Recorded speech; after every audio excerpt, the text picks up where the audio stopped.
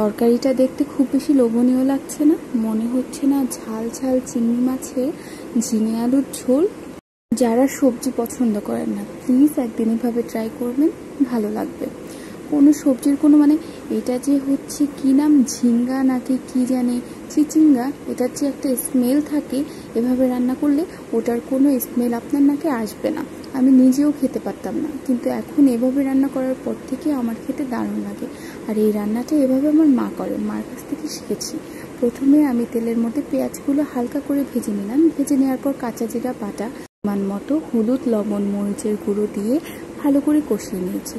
তারপর ঝিঙে আলুর সাথে মশলাগুলো আরেকটু ভালো করে কষিয়ে নেব। কষিয়ে নেওয়ার পর পরিমাণ মতো জল দিয়ে ঢেকে দেব। ঢেকে অল্প আছে বেশ কিছুক্ষণ রান্না করে যখন তরকারি প্রায় হয়ে আসবে, মাছগুলো দিয়ে আরও বেশ কিছুক্ষণ রান্না করে নেব।